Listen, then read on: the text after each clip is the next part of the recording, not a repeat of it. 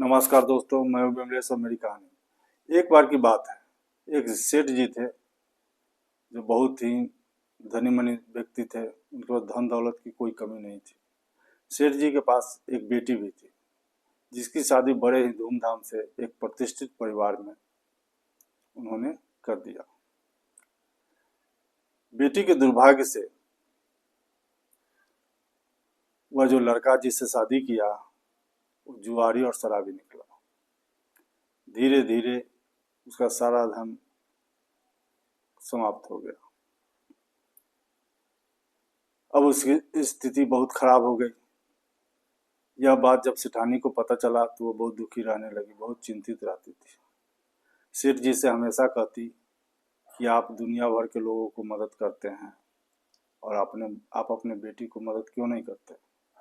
सेठ जी बहुत शांत भाव से जवाब देते कि जब बेटी का भाग चमकेगा, जागेगा तो उसके पास मदद खुद पहुंच जाएगा।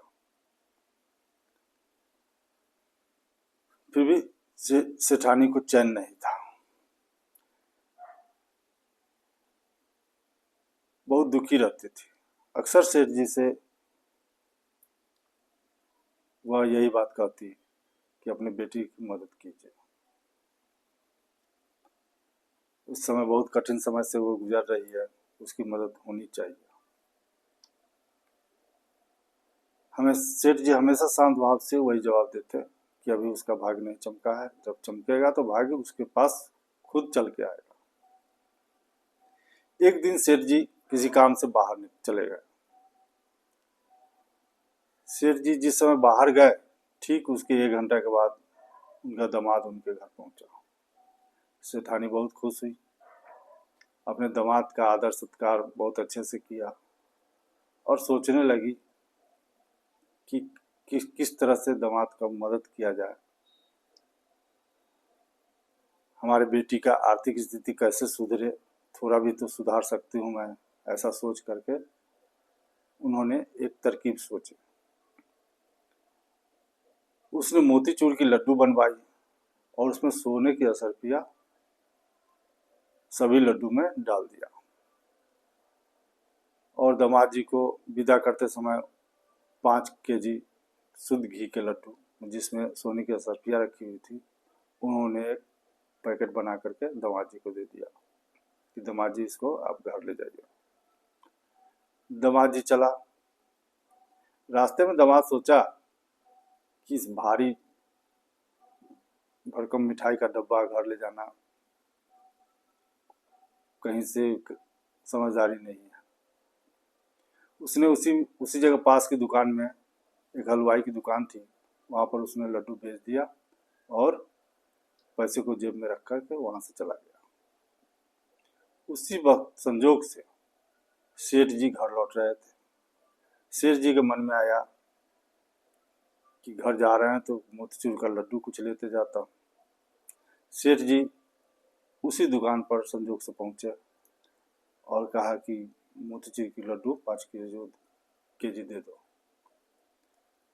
वह जो दुकानदार था वही पैकेट जो उनका दामाद थोड़ी देर पहले बेचा था वही लड्डू का पैकेट सेठ जी को दे दिया। सेठ जी घर लेकर के चले आए। जो ही सेठानी उस पैकेट को देखी, सेठानी चौंकी। फिर पैकेट को खोली और उसमें से लड्डू निकाल करके उसको तोड़ के देखी। वही लड्डू थी जो उसने दामाद को दिया था, क्योंकि सोने की असरफिया उस लड्डू में थी। सेठानी अपने माथा ठोक ली और रोने लगी। फिर कुछ देर शांत होने के बाद सेठ जी को सेठानी पूरी कहानी बताई, दामाद जी से आने से लेकर के और लड्डू जो असरफिया में डाली थी वहां तक सारी घटना सुना दी। तब सेठ जी मुस्कुराते हुए बोले कि मैं कहता हूँ कि उसका भाग्य अभी नहीं जागा, भाग्य जब जागेगा तो उसके पास भाग्य खुद चल करके आएगा। देखो ना, तुमने दामाद जी को मोतीचूर की लड्डू दी जिसमें सोने की असफिया रख कर दी थी। न दमाजी के भाग्य में था, न उस दुकानदार के भाग्य में था।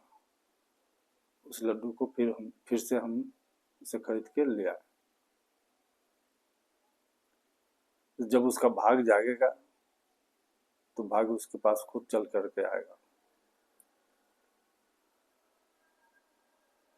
सेठानी रोने लगी। सेठ जी बोले, तुमने तो उपहार में दी थी, लेकिन उसका भाग साथ नहीं दिया, इसलिए उसने लड्डू वहीं पर हलवाई के यहाँ बेच दिया और चला गया।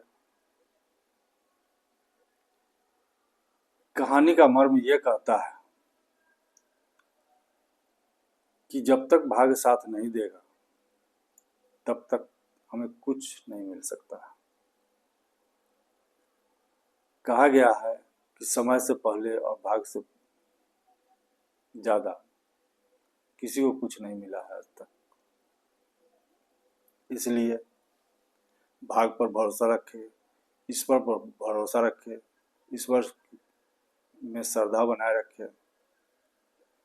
कहते हैं ना कि झूला जितना पीछे जाता है उतना ही आगे आता है।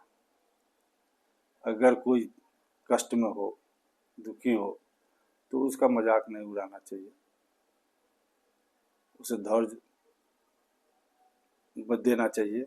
धैर्य से रहो, भगवान तुम्हारा दिन आज अगर बुरा है तो कल अच्छा जरूर होगा, यही सांत्वना देना चाहिए।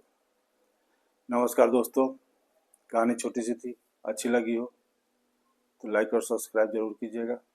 कहते हैं ना, करो कुछ ऐसा कि दुनिया करना चाहे तुम्हारे जैसा। नमस्कार।